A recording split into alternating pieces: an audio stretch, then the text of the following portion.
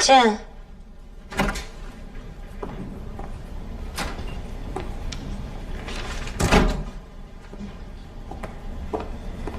秦副处，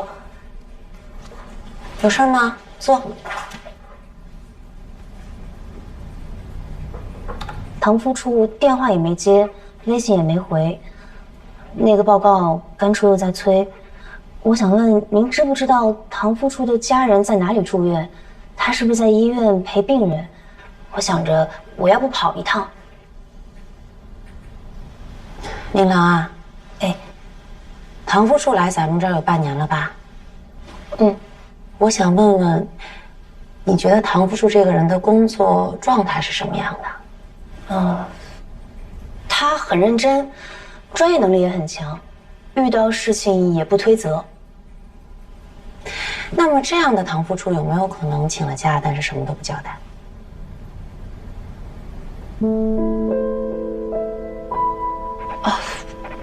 我明白了，谢谢秦副处，我知道该怎么做了。琳琅，哎，你们这个件平行操作下来，是不是有很多问题？是，感觉还贷风险很大。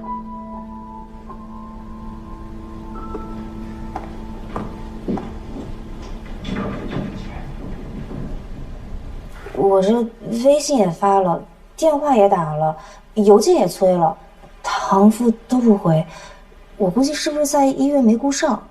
他这是什么工作态度啊？这么不负责任的？甘处，这唐副不签字，这审贷报告今天肯定是交不了了。你拿来，我来签。来，甘处，现在咱们都是一键走终身的，您确定您签？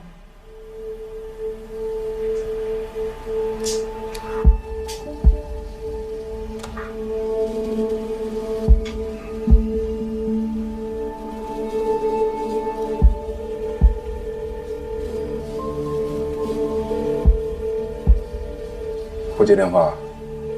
甘处，要不这样，明天我再去唐副家里找找他。下班了，去忙吧。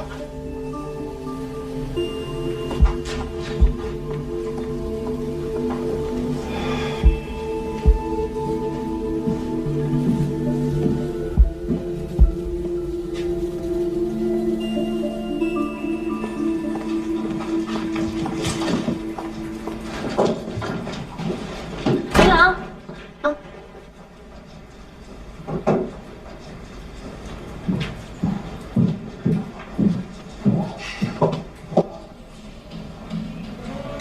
周总都找到医院来了，也是可以啊。怕学妹不出来吗？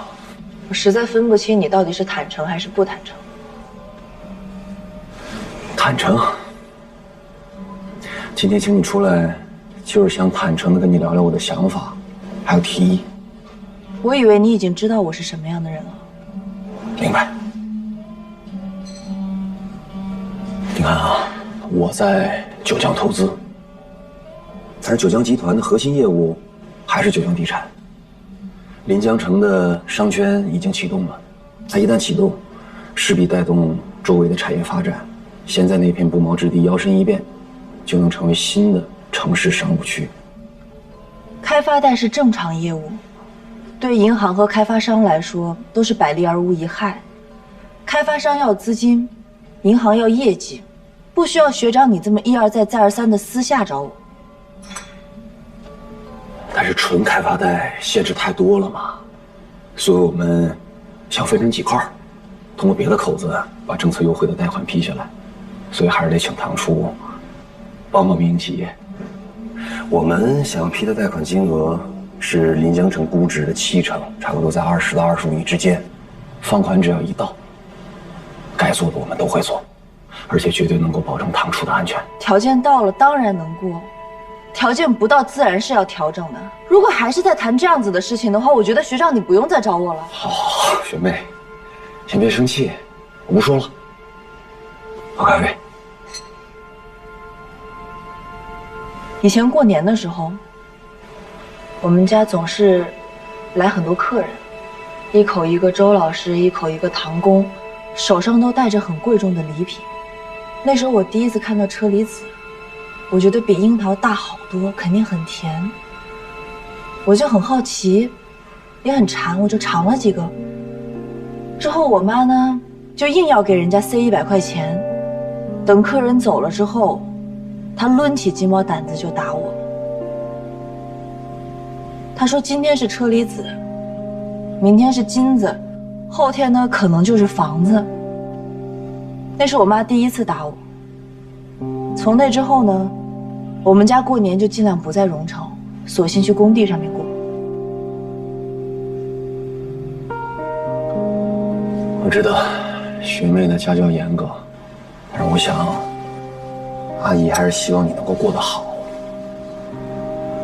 过得好这件事儿，别的都是假的，有钱才是真的。周总，人活着多少钱算够啊？至少要清白坦荡吧。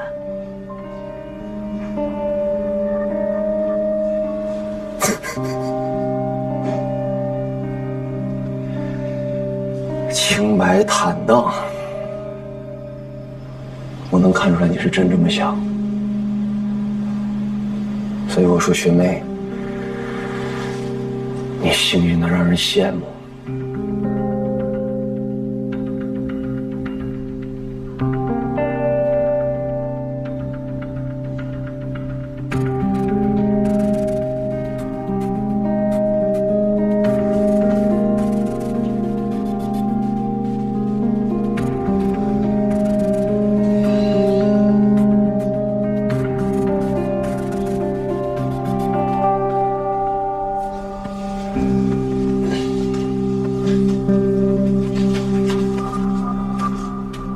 我说件事给学妹听吧，可能这件事儿你都没听过。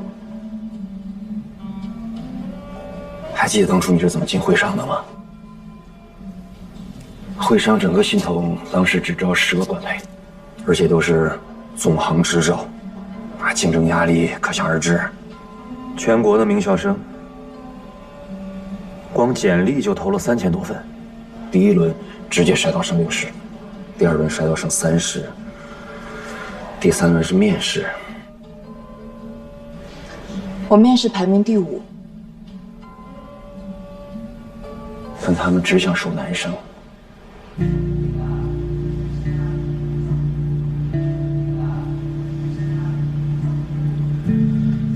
管培岗可不是普通岗，一圈下来之后，基本上都会朝分行的顶楼或者总行走。他们需要的是顶尖的能力、体力，还有稳定性。你当时的状态，单身未婚，甚至未恋，他们觉得你稳定性很差。我当时听说这件事儿，就去找了我的叔叔，周行长，找了上面的领导，这才把你留下。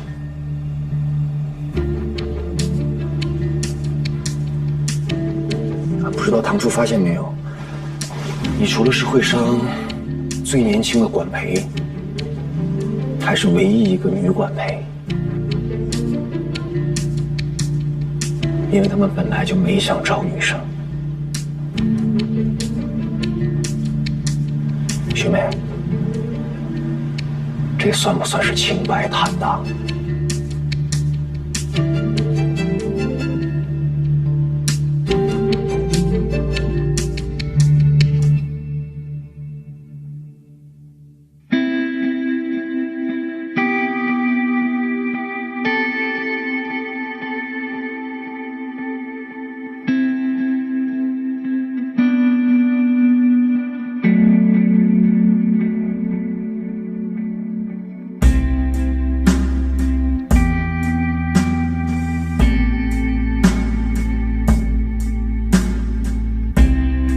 他们只想收男生，他们需要的是顶尖的能力、体力，还有稳定性。他们觉得你稳定性很差。我当时听说这件事儿，就去找了我的叔叔。不知道堂叔发现没有，你除了是会商最年轻的管培，还是唯一一个女管培。因为他们本来就没想找医生。兄妹，这算不算是清白坦荡？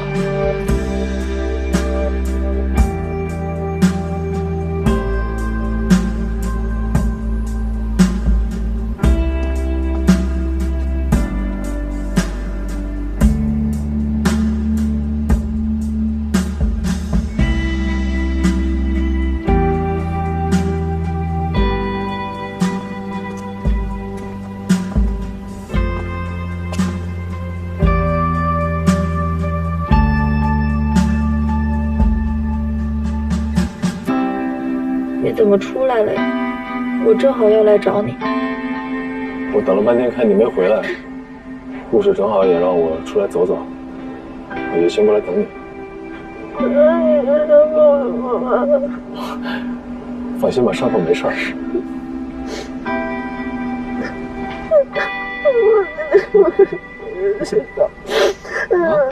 不用难过，这些都是周末为了打击你编造出来的，领导不会对你有偏见。我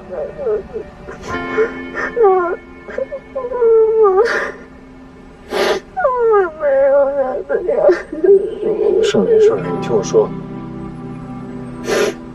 会上不是他周自省的，更不是他周末的。与其说是他们之前的推荐起了作用，倒不如说领导在最终权衡之下，觉得你能够为会上创造的价值远远大于男女之别。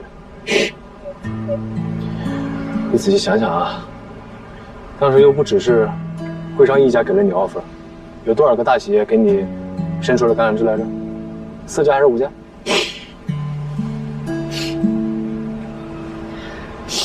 只有2家呀！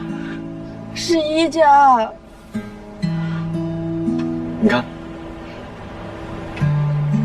所以说是你选择了会商，而并非会商选择了你。你如果不行的话，那为什么上面一路提拔你？你要是不行的话，他们为什么会把张志兰这个小微普惠界放在系统的首页？会商选择你是最明智的决定。只要是一个智商正常的人，都会觉得你优秀，都会欣赏你。周末你管他干什么呀？他无非就是被你说的恼羞成怒了，故意找了个事情来打压你的自信心。他那种内心黑的人，看什么东西都是黑的。不要听他的，知道吗？你就是全宇宙最强大、最傲娇的样哥。听他那些风言风语，你要是被他气到，算我讲实言数，好吗？你不是被他气到过吗？这你不知道。不然呢？因为每次到双休日，你都说周6、周日，你从来都不提周末，你也不让我提。还有一次你说没有周末。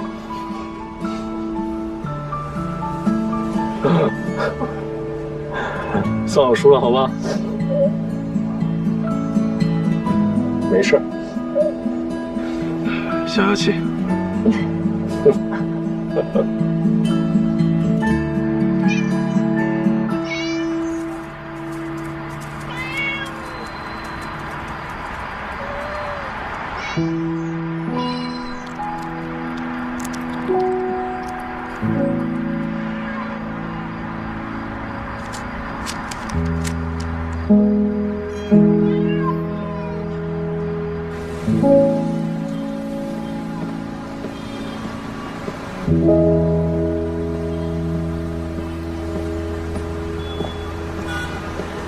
喂，唐阳已经收下卡和钥匙了，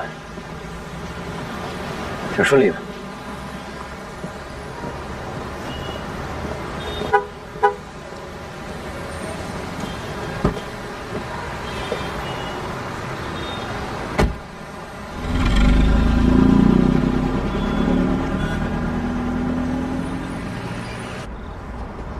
哎呀，你幼不幼稚啊？你这样伤口没问题吗？没问题，医生说了，就这么溜溜达达的，对恢复有帮助。人家说的溜达是让你在病房里溜达吧，没让你出来吧？哎，说真的，我刚才还估算了一下，就我现在这种状况，如果跟他打架的话，赢的概率有多少？不行啊，我跟你说，蒋时间，你不许这么伤害自己。你放心，我又不是傻瓜。是吗？你就在你面前傻呀。你想不想去小花园里坐一下？好啊，病房里的味儿实在是太难闻了，吸吸新鲜的空气也挺好。那个，蒋总能不能松一下？我拿下手机。好不容易才能正大光明的牵你的手，怎么可能轻易松开？打死谁我都不松。哎，不对啊，我什么时候答应你了？就刚刚，什么时候？你在那儿，等下做我女朋友好不好？好的，我答应，太好了。没见过这么自说自话的，你真的脸皮太厚了。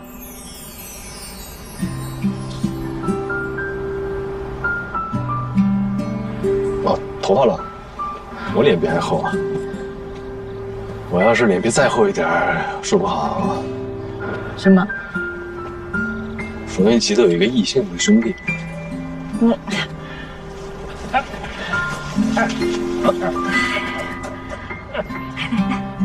哎呀，干什么干什么？我不冷啊，就是嗓子有点哑。行，操心吧你就。真好。要是能这样白头到老，推着你的轮椅，慢慢陪着你，挺好的。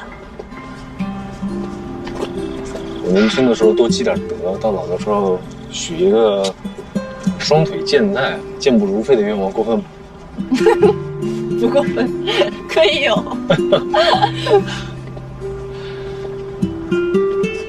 能和你就这样一直走下去，是我觉得最美好的事情。我们要不要坐一会儿？好啊。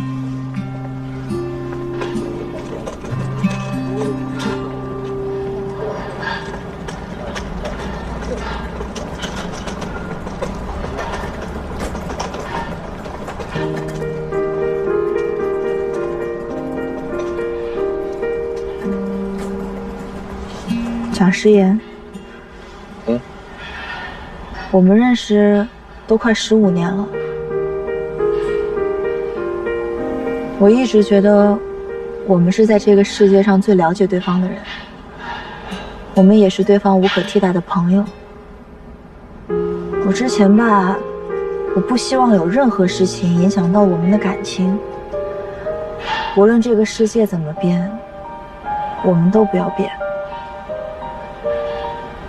但是我现在觉得，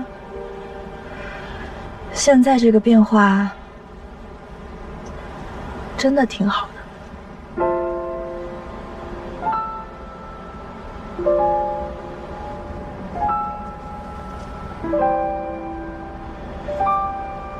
之前我听别人说，友谊跟爱情的区别是什么？爱情里会有占有，会拿不起放不下，忐忑、权衡，被谈笑犹疑，却又舍不得放手。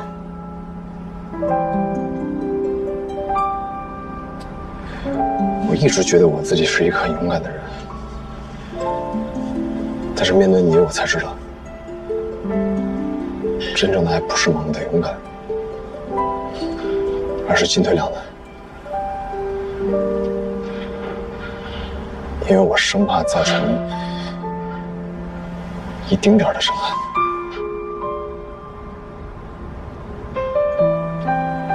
所以我才迟迟开不了口。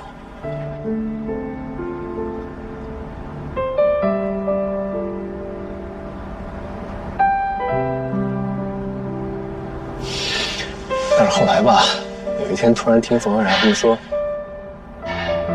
你有一天会跟别人结婚生孩子，那一刻我就突然特别的害怕，我就害怕，我特别害怕有一天我们俩会因为别人而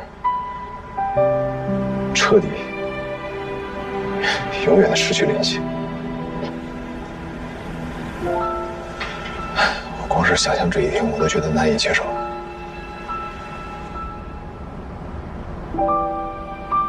所以从那一刻，我突然意识到，我对你绝不仅仅只是友谊，我不想你只是老公。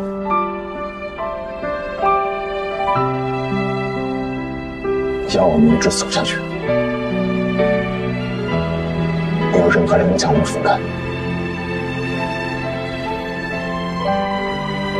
其实我也不敢想象，有一天我们会在彼此的世界里渐行渐远。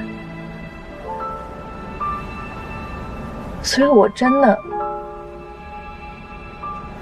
想跟你一直走下去。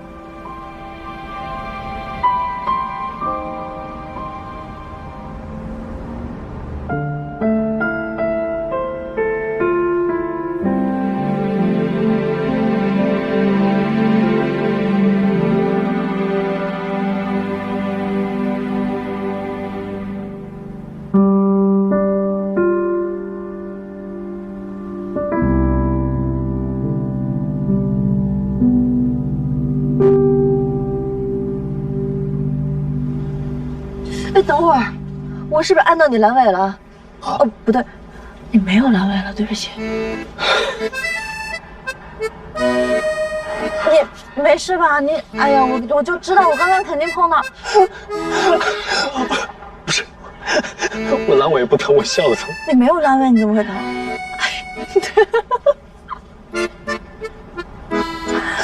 哎呀！还有你行不行？啊，你行不行？咱们俩能不能就是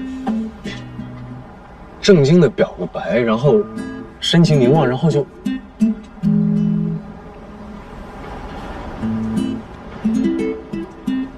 然后回病房休息，因为你这个伤口，你在外面待久了真的不行。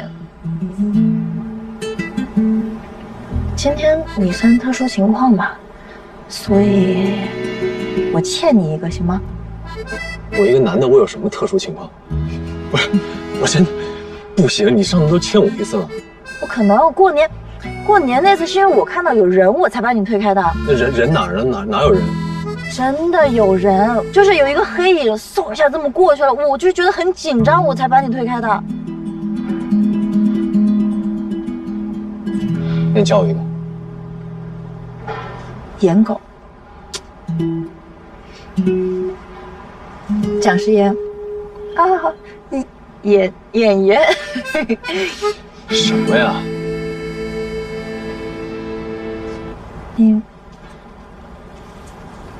你想听什么吗？我知道。我说你应该先说。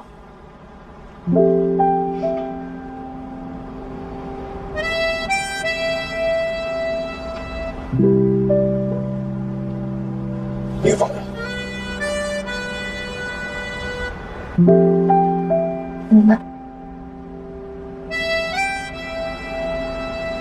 那走吧。哎，啊！你还没说，你跟我说，快！你刚刚不都说过了吗？我还说什么？我要听，我要听。那你说给我听。来吧。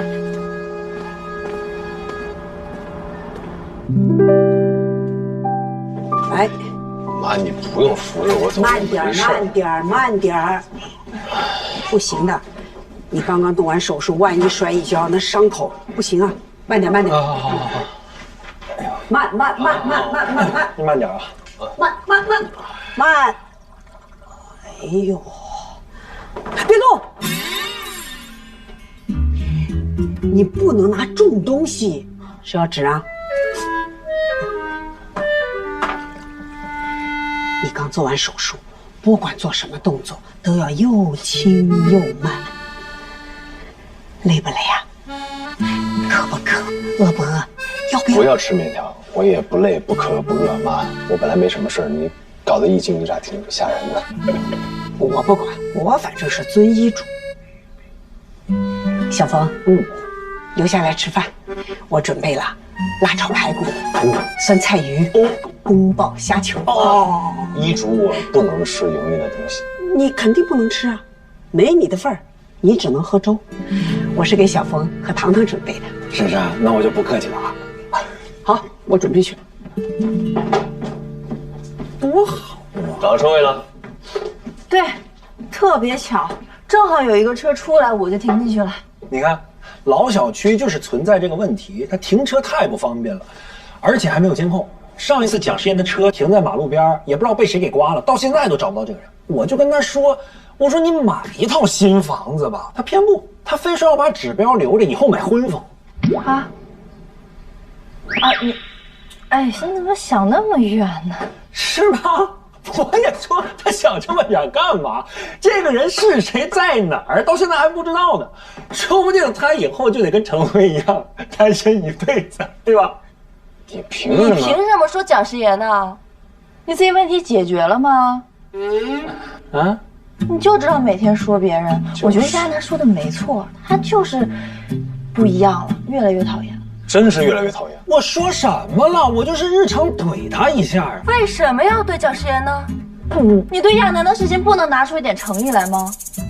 大姐，我还叫没诚意吗？哎，我每天给亚楠订花、道歉、发信息、打电话，那他不接受，我也没办法啊。你看，他就站在一个心态的高点上，对，他觉得好像只要他摆出了一个道歉的态度，对方就一定要答应一样。其实你根本就不知道问题出在哪儿，你也不想知道问题的根源是什么，你只是想把他哄好。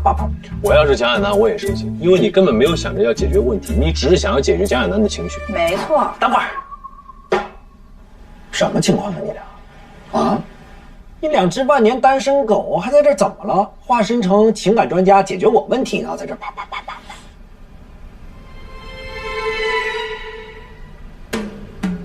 我们